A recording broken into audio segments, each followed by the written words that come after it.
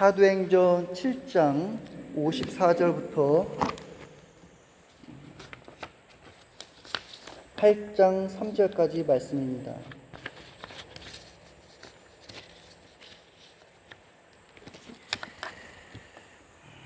제가 먼저 읽고 여러분이 돌아가면서 읽도록 하겠습니다. 그들이 이 말을 듣고 마음에 찔려 그를 향하여 이를 갈거늘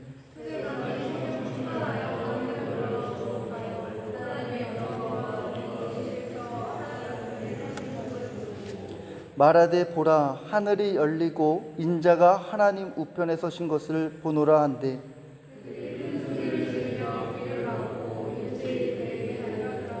성 밖으로 내치고 돌로 칠세 증인들이 옷을 벗어 사울이라 하는 청년의 발 앞에 두니라.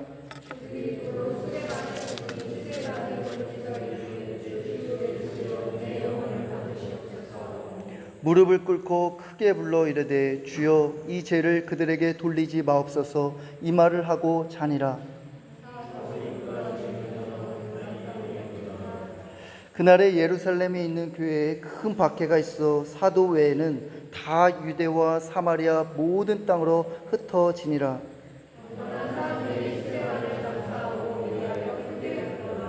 사울이 교회를 잔멸할새 각 집에 들어가 남녀를 끌어다가 옥에 넘기니라. 아멘.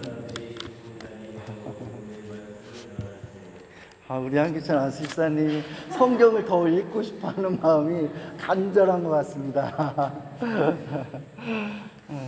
이번 주에 제가 크리스찬 투데이 신문을 읽는데요, 거기 나이지리아에서 이슬람의 극단주의자 단체 테러가 로 인해서 교회가 70여 곳이 폐쇄되었대요. 그래서 테러범들이 교회 예배당에 들어가서 막 불을 지폈습니다. 그래서 기독교인들이 그곳에 살 수가 없으니까 다 떠돌아다니는 거예요. 다 캠프 생활합니다. 그리고 자신들이 농사를 이제 지었던 땅들을 다 빼앗기고 잃었다는 그 이야기를 읽었습니다. 2024년 월드 와치 리스트 보고서에 따르면요, 그 나이지리아에서 2022년 10월 달에서 2023년도 9월 1년 중에 1년에 봤을 때 그 신앙으로 인해서 4,118명이 살해됐답니다. 예수님을 믿는다는 이유만으로. 그리고 기독교에 대한 교회나 병원, 건축물들이 750건으로 건축물들이 공격을 당했대요. 지금도요, 이 전 세계에서 이 예수님을 믿는다는 이유만으로 핍박받는 민족들이 꽤 많습니다. 우리나라 가장 곁에 있는 저 북한 땅을 보십시오.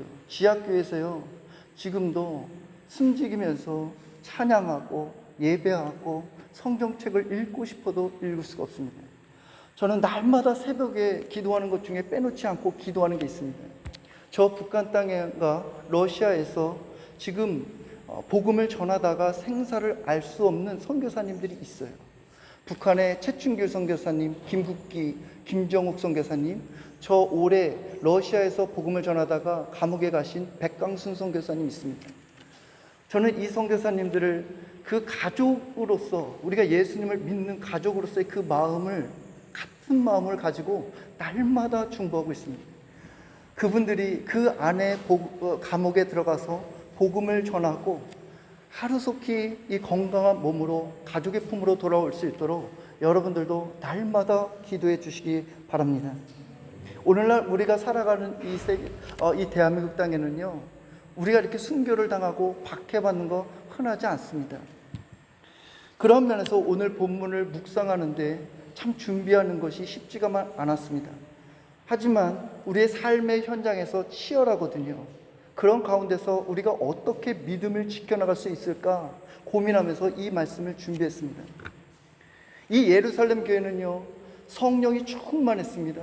성도들이요, 갑자기 메가 처치가 됐습니다. 성도들이 어마어마해졌습니다. 그래서 사도들이 이것을 말씀을 전하고 구제하고 행정하고 병을 고치고 다 할 수가 없었습니다. 그래서 이 사도들이 우리는 이제부터 기도하고 말씀에 전무할 테니까 7 일꾼들을 세웁니다. 그래서 그 7 일꾼들에게 행정을 맡기고 구제를 맡았습니다. 그 중에 7 일꾼 중에 한 명이 스데반 집사님입니다. 근데 이 스데반 집사님이 성령에 충만했습니다. 그래서 막 표적이 나타나고 기적이 나니까요, 이 백성과 장로들이 스데반 집사님을 보면서 공에 고발해 버렸어요. 너가 신성모독한다. 너가 율법을 지키지 않아. 지금 오늘날로 얘기하면 복음을 전하다가 전도하다가 경찰서에 끌려간 것입니다. 얼마나 억울하고 고통스럽겠어요. 그런데 성경에 보니까 스데반의 집사님의 얼굴이 천사와 같았대요. 이 스데반의 집사님이 그 자기를 붙잡아 놓고 그 대제사장과 증인들 앞에서요, 복음으로 충만하게 성령의 말씀을 전합니다. 지금 예수 그리스도의 복음을 전하는 거예요. 그런데 이 하나님의 말씀을 전했는데 이 청중들이 반응이 어떠냐면 썩 달갑지가 않습니다. 54절 한번 읽어보겠습니다. 시작. 그들이 이 말을 듣고 마음에 찔려 그를 향하여 이를 갈거늘. 스데반의 집사님의 그 설교를 들은 청중들은요, 막 이를 갈았습니다. 여기서 보니까요, 마음에 찔려 따라 나오죠. 여기서 헬라어로 보니까 디아프리오입니다. 조각조각으로 톱질 당하듯 이 마음이 아주 괴로웠다는 거예요. 그리고 막 이를 갈면서 막 격분하고 막 그렇습니다. 제가 막 설교하는데 여러분들이요, 막 이를 갈고 막 마음이 톱질 당한다고 생각하면 얼마나 막 괴롭겠어요. 근데 이 청중들이 과연 이 스데반 집사님의 이 설교를 듣고 어떠한 점에서 그렇게 이를 갈고 막 죽이려고 했을까? 오늘 본문의 이 단락 위에를 보면요, 두 가지 정도로 볼 수가 있습니다. 이 스데반 집사님은 그 청중들에게 뭐라고 그랬냐면, 이 예루살렘의 성전은 손으로 지었지만 하나님이 여기에 갇혀 있는 분이 아니야. 너희들은 이 예루살렘에 하나님이 갇혀 있다고 생각하지. 그래서 너희들이 이것을 우상으로 섬기잖아. 그렇지 않아. 하나님은 초월적인 분이야. 하나님은 이 성전 안에 갇혀 있는 분이 아니야. 그걸 얘기한 거예요. 그리고 너희 조상들처럼 성령을 거슬러서 예수 그리스도를 죽였어. 너희들이 살인자야. 그 말을 한번 들었다고 생각해 보십시오. 이를 가는 거예요. 분노하는 것입니다. 우리도요, 누군가의 말을 들었을 때 이렇게 이를 갈고 막 화를 내고 마음이 막 고통스러울 때가 있습니다. 자존심을 건드렸을 때, 그리고 우리가 상처가 있는데 그 아픈 부위를 탁 찝으면 모든 사람들이 팍 튀어나와요. 저도 이번 주에 어머니와 함께 대화하는데요, 어머니와 대화하는데 저의 상처를 알게 됐습니다. 제가 어떤 상처였냐면, 누군가가 막 지시하잖아요. 막 강요하고 그러면 참 힘들어요. 그리고 저를 막 못 믿어해주고 의심하고, 저는 바른 길을 가는데 막 의심하고 그러면 계속 제가 막 변론하려고 하는 게 있습니다. 이거 왜 그럴까? 이 상처 때문에 왜 그런가?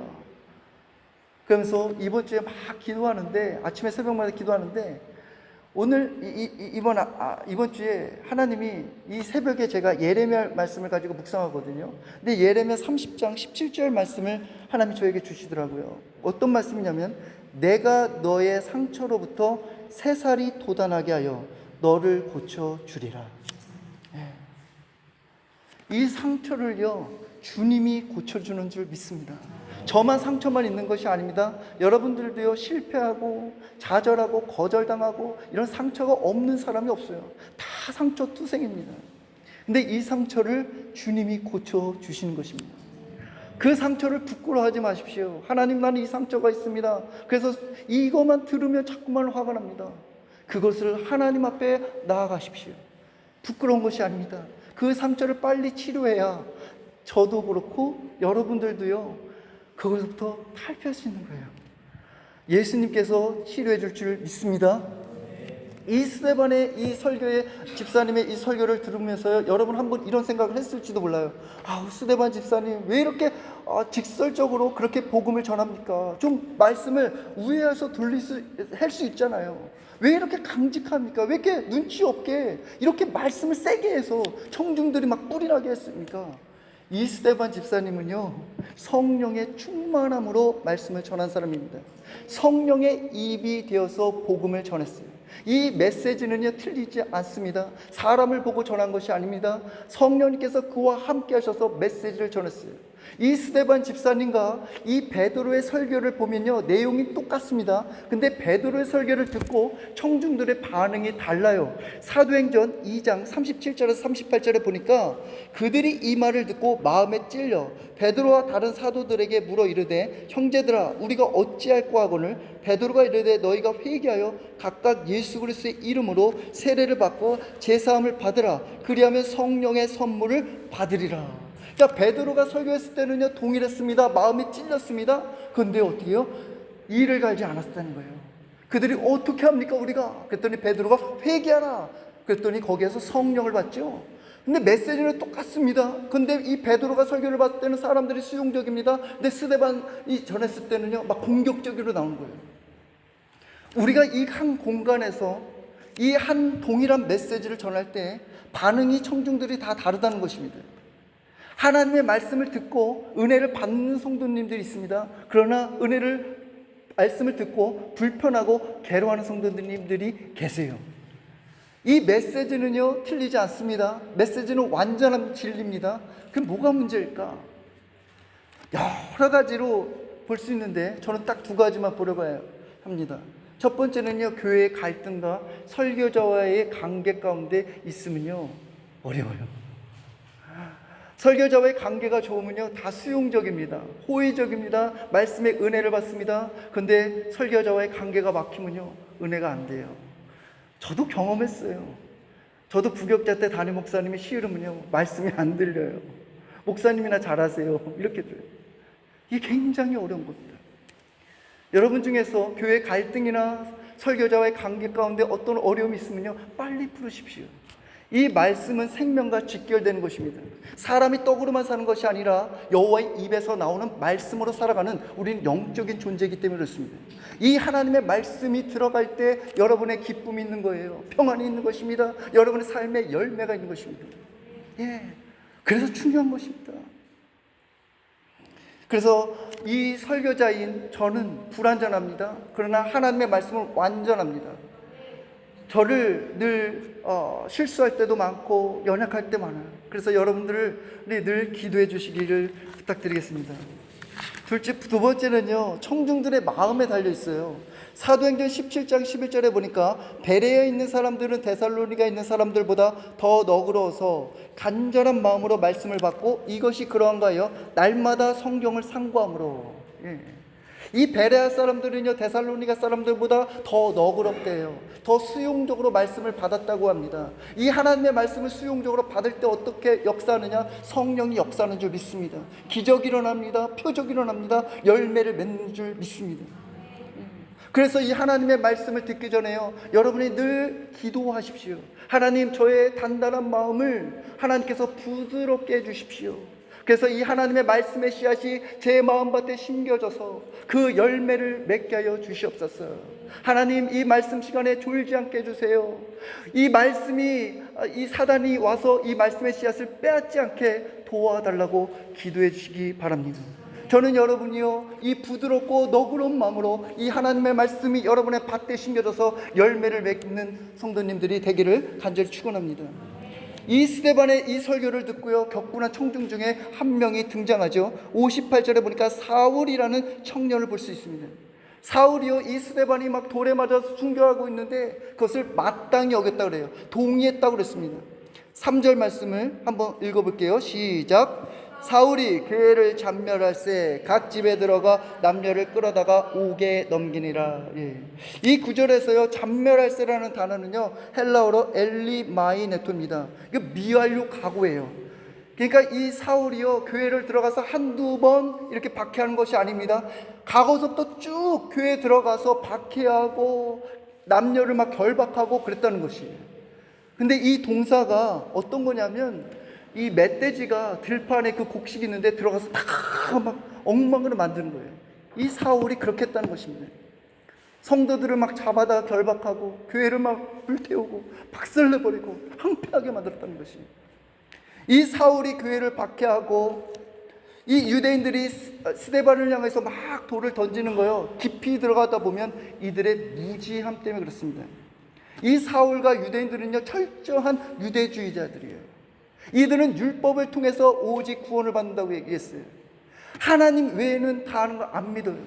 그래서 예수님이 오셨을 때 나는 하나님의 아들이야, 나는 하나님이야. 근데 사람들이 어떻게 하냐면 너 신성모독이야. 그래서 십자가에 죽였어요. 이 무지함은요, 진리를 저항합니다. 격분합니다. 보이지 않는 고릴라라는 그 책을 보면 그 저자 크리스토퍼와 데니엘이 매우 흥미로운 실험을 했는데요. 실험 영상도 있습니다. 여러분 한번 찾아보세요. 흰옷 입은 여성 3명이 나오고 검은 티를 입은 여성 3명이 나오는데 서로 농구공 막 주고받아요. 패스합니다. 그래서 이 관찰자들에게 질문했어요. 저 경기를 보고 흰옷 입은 여성들이 농구공을 몇 번 패스하는지 그거를 한번 세보세요. 그래서 관찰자들이 보고 있는데 검은색 고릴라가 한 마리가 등장합니다. 그러다가 갑자기 사라져버려요. 그래서 다 그것을 관찰하고 나서 관찰자들을 물어봤어요. 검은색 고릴라를 보셨어요? 대부분 사람들이 눈치를 못 챕니다. 사람들이요, 그 흰옷 입은 여성들이 농구공 패스하는 것만 주목하는 거예요. 선택적으로 주의 집중했다는 거예요. 이 실험을 통해서 깨닫는 게 뭐냐면 인간의 인지의 능력에 한계가 있다는 것입니다. 인간은요, 보고 싶은 거, 듣고 싶은 거, 내가 경험한 이 세계만이 다라고 여길 때가 많아요. 그렇지 않다는 것입니다. 그것을 인정하라는 거예요. 인터넷 검색하다가요, 재미있는 글이 있어서 소개하려고 해요. 무식한 사람은 무언가 다르다. 구별법 5가지 특징. 첫째, 대부분 무식한 사람들은 목소리가 크다. 둘째, 무식한 사람들의 가장 큰 특징은 폭력성이다. 셋째, 무식한 사람은 남의 눈을 의식하지 않는다. 넷째, 무식한 사람에게 공공질서가 아무 의미가 없다. 다섯째, 욕설과 험담한다면 무식한 사람이다. 오늘 본문의 보면요, 이 유대인들도 그렇고 이 사울도 그렇고요, 영적으로 무식한 사람들입니다. 보세요, 크게 소리를 지릅니다. 돌을 던집니다. 잔멸합니다. 영적으로 다 무식한 사람입니다. 우리도요, 예수님을 믿기 전에, 알기 전에는요, 다 영적으로 무식한 자들이었습니다. 제가 7월에 추천 도서로 그 엄마 일기가 하늘에 닿으면 그 책 내용 중에 보면요, 이 어머니께서 몸이 아프셨어요. 근데 아버지가 어느 날 교회에서 종소리가 들리는 걸 가지고 여보 교회 갑시다. 그러면 당신의 몸이 나을 수도 있어요. 그래서 교회를 갔어요. 근데 교회 갔는데 그 어머니 병이 깨끗이 난 거예요. 근데 그 섬 마을 안에 그 유일하게 이 가족만 예수님을 믿었어요. 그래서 이 어머니가 교회 갈 때마다 한복을 입고 곱게 차려입고 가는데 사람들이, 동네 사람들이 얼마나 무시하고 조롱하고 욕하냐면, 이 섬마을 사람들 아시잖아요. 각종 미실 섭는 거, 뭐 집안신, 안방신, 화장실신 뭐 다 합니다. 그러니까 욕하는 거예요. 야, 그렇게 빚은 늘어가는데 옷만 잘 입고 되느냐? 하나님께서 빚 갚아주냐? 너 일도 하지 않고 교회 가면 하나님이 밥 먹여주냐? 막 이런 거 한 거예요. 근데 이 어머니가 그럴수록 더 전도했습니다. 근데 나중에요, 지금에는요, 그 가구가 거기 살고 있는 작은 마을인데 지금은 예수님을 다 믿는데요. 그 핍박하고 조롱했던 사람들이 장로님이 되고 권사님이 되었다는 거예요. 우리도요, 예수님을 믿고 알기 전에는요, 다 이렇게 영적으로 무식한 사람이었습니다. 그래서 예수님을 믿는 사람은 얼마나 답답하게 여겼어요. 예수쟁이, 교회만 가면 뭐 다야. 답답하게 여기잖아요. 근데 지금은 예수님의 은혜로 영적으로 유식한 자가 되었는 줄 믿습니다. 할렐루야. 여러분 영적으로 유식한 자들입니다. 할렐루야. 그 이를 갈고 막 격분하고 돌을 던지는 그들을 향해서 스데반이 어떻게 반응했나 보십시오. 55절 한번 읽어보겠습니다. 시작. 스데반이 성령이 충만하여 하늘을 우러러 주목하여 하나님의 영광 및 예수께서 하나님의 우편에 서신 것을 보고, 스데반은요, 그 공격하고 자기를 향해서 돌을 던지는 사람들을 주목하지 않았어요. 그들을 묵상하지 않았습니다. 대신 이 스데반 집사님은 하늘을 우러서 하나님을 바라봤다는 거예요. 지금 믿음의 그리스도인들을 향해서, 교회를 향해서요, 세상에서 온갖 돌을 던집니다. 비난의 돌, 정죄의 돌, 거짓의 돌 던져요. 그럴 때 우리가 대응하는 방법은요, 싸우는 게 아닙니다. 성령 충만해서 하늘을 우러 보아야 되는 줄 믿습니다. 이 스데반 집사님은요, 하늘을 우러봤는데 예수님께서 하나님 보좌 우편에 서 계신 것을 보아요. 우리가 사도신경에서도 보잖아요. 하나님 보호자 우편에 앉아 계신 그 예수님이 성경 전체에 볼 때 이곳 한 군데만 예수님이 서 계신 장면이 나와요. 여러분이 삶의 현장에서 돌을 맞을 때 있습니다. 어렵고 힘들 때 있습니다. 그때 우리 예수님이 어떻게 해요? 서서 여러분을 보시는 줄 믿습니다. 그러면 예수님께서, 하나님 보호자 우편에 앉아 계신 그 예수님께서 왜 이렇게 서 계시냐는 거예요. 주석을 보니까 이렇게 나와 있습니다. 예수 그리스도의 의를 드러내고 믿음으로 순교의 자리에 서 있는 스데반을 격려하고 환영한다는 의미와 더불어 스데반이 믿음의 순교자라는 사실을 하나님 앞에서 증언해주는 증인의 의미를 전달한다는 거예요. 크게 두 가지 의미라는 것입니다. 스데반이 지금 돌에 맞았습니다. 예수님께서 두 팔을 벌리면서 환영한다는 거예요. 내가 너의 영을 받겠다. 스데반. 이 스데반의 집사님의 이름의 뜻은요, 면류관입니다. 야고보서 1장 12절에 보면요, 시험을 참는 자는 복이 있나니 이는 시련을 견디어낸 자가 주께서 자기를 사랑하는 자들에게 약속하신 생명의 면류관을 얻을 것이기 때문이다 그래요. 이 스데반 집사님을 위해서 이 예수님이 생명의 면류관을 예배해 놓으신 거예요. 이 두 번째 의미는 예수님께서, 하나님 아버지께 증언해 주죠. 이 사람은요, 믿음의 순교자입니다. 그것을 변호해 주고 증인해 주는 거예요. 여러분이 어렵고 힘든 상황 가운데 있을 때 우리 예수님께서 여러분을 변호해 줄 줄 믿습니다. 아버지, 이 사람은 믿음의 장로예요. 아버지, 이 사람의 믿음의 일꾼이에요. 아버지, 이 사람 믿음의 목사예요. 우리 주님이 그렇게 위로해 주시고 증언해 주는 줄 믿습니다. 이 말씀을 묵상하면서요, 한 가지 이 본문에 대해서 저 또 질문했습니다. 이 말씀 보니까 예수님이 그냥 서 계시는데 그냥 그러지 말고 밑에 직접 현장에 내려와서 돌을 맞게 하지 말거나 이런 상황이 없어져야 되는 거 아닌가? 이게 직접적인 주님께서 도와주는 거 아닌가라는 생각을 할 수가 있다는 것입니다. 그래서 우리 하나님 예수님께서 팔을 이렇게 양팔을 끼고 방치하는 것처럼 보일 수 있어요. 우리 주님은 그런 분이 아니시라는 거예요. 우리 주님은요, 제자들이 풍랑을 타고 이제 배를 타고 가는데 큰 풍랑이 불었습니다. 그때 예수님께서 바람을 잔잔하게 하시는 분이에요. 직접 이 고난의 현장 가운데 들어오시는 분이십니다. 다니엘이 그 사자굴에 밥이 되었을 때 우리 하나님께서 사자의 입을 봉해 주시잖아요. 풀무불에 들어간 새 친구가 막 불이 타오르는데 거기서 주님께서 함께 해주시잖아요. 이 고난 가운데 함께 해주십니다. 그런데 왜 여기서는 주님께서 서 계시냐는 거예요. 왜 스데반의 집사님의 그 고난의 현장에 직접 내려오셔서 왜 도와주지 않느냐는 것이에요. 다 이유가 있습니다. 1절 말씀을 한번 읽어볼게요. 시작. 그날에 예루살렘에 있는 교회에 큰 박해가 있어 사도 외에는 다 유대와 사마리아 모든 땅으로 흩어지니라. 예루살렘 교회는 막 부흥했습니다. 성령으로 충만했습니다. 그때 스데반 집사님이 순교하면서 박해가 일어나죠. 그랬더니 이 예루살렘에 남아있는 사람은 사도 외에 다 모든 사람이 유대와 사마리아 땅으로 다 흩어지게 한 거예요.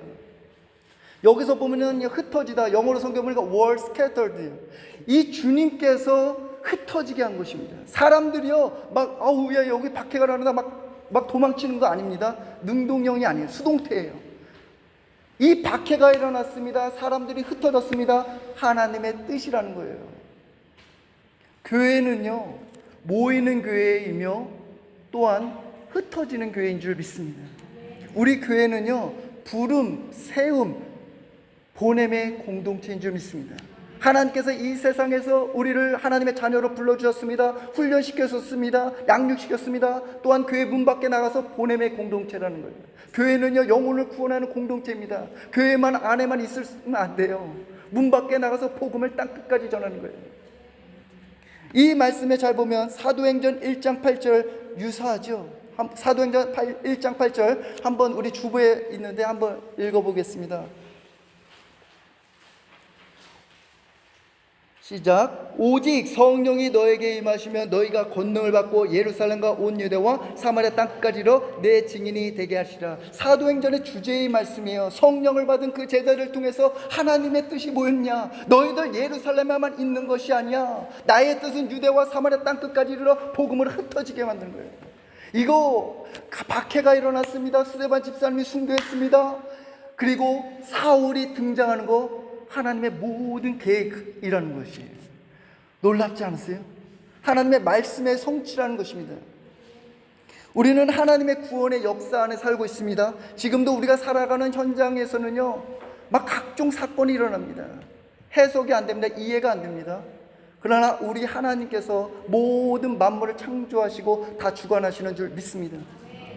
마태복음 10장 29절에 보니까 참새 2마리가 한 아시론에 팔리지 않느냐, 그러나 너희 아버지께서 허락하지 아니하시면 그 하나도 땅에 떨어지지 아니하리라. 참새 하나도요 땅에 떨어지지 이것도 하나님 허락이 있어야 돼요. 그냥 쉽게 이루어지는 것이 아닙니다. 사랑하는 여러분, 하나님은 지금도 구원의 드라마를 써가십니다. 이 성경을 잘 보십시오. 저는 너무나 재밌더라고요. 하나님이 총감독이세요. 스데반 집사님을 배역을 놓고 퇴장당합니다. 이제 이방인 선교를 위해서 사울을 딱 등장시키잖아요. 박해가 일어납니다. 다 모든 거 우리 하나님이요, 다 이렇게 배역, 악역, 의인 다 이렇게 세팅을 다 하시는 거예요. 놀랍습니다.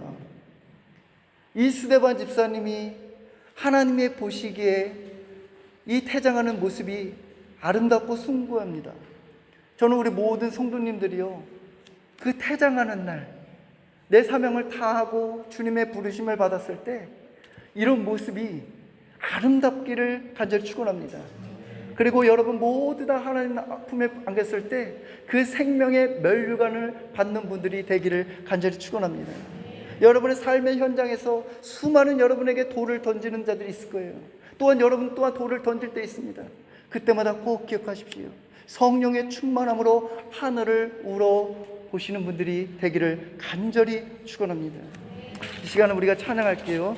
나 무엇과도 주님을 바꾸지 않으리, 다른 어떤 은혜 구하지 않으리, 오직 주님만이 내 삶의 도움이시니 주의 얼굴 보기 원합니다.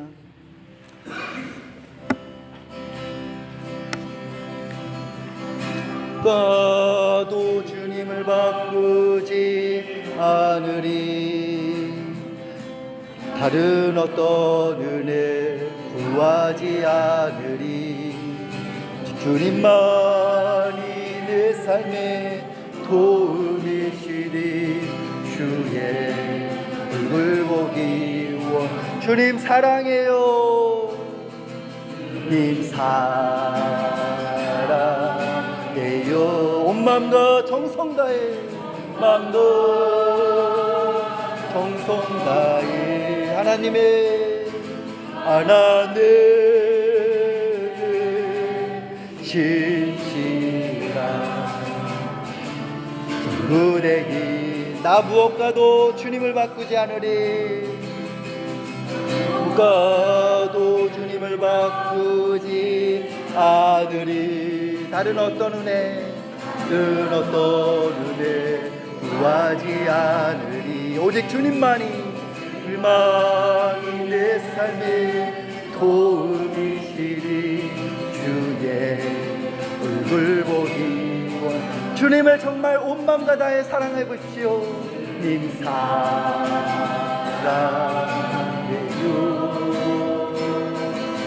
마음과 정성 다해 하나님 신실한 주의 기원. 다시 한번 주님 사랑해요. 님 사랑해요.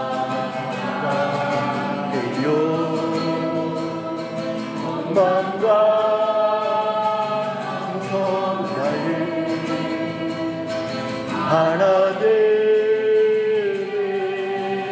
신실한 주 되기 원합니다. 이 시간 우리가 오늘 들은 말씀을 간절히 함께 기도하기 원합니다.